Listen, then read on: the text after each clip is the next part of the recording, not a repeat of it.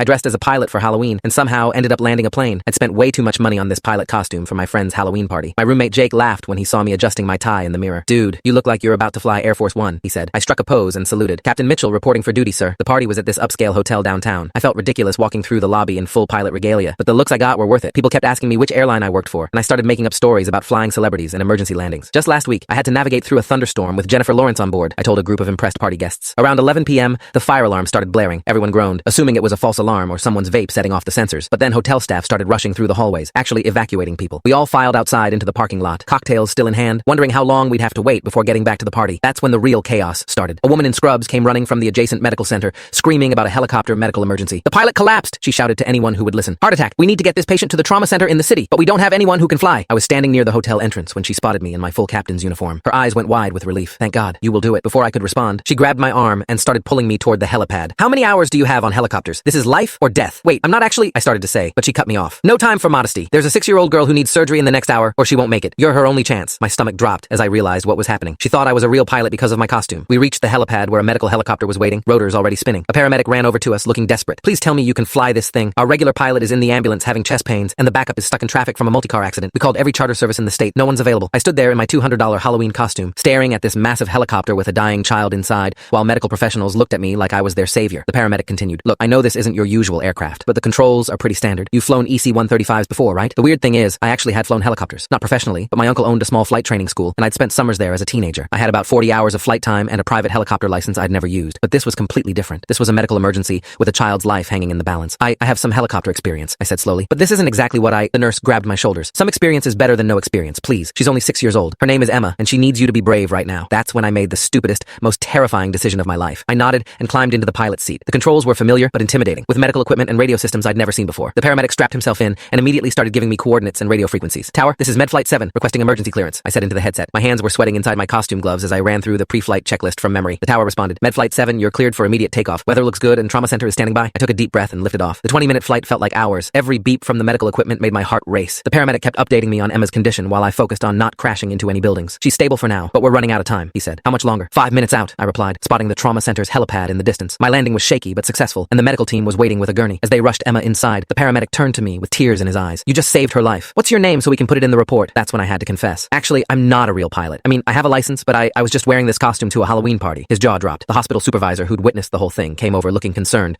until the paramedic explained what happened. "Wait, let me get this straight," she said. "You're telling me a guy in a Halloween costume just successfully flew a medical helicopter and saved a child's life?" When everyone nodded, she started laughing too. 6 months later, Emma made a full recovery, and her family invited me to her 7th birthday party. She insisted I wear my pilot costume, and now she tells everyone she was saved by Captain Halloween.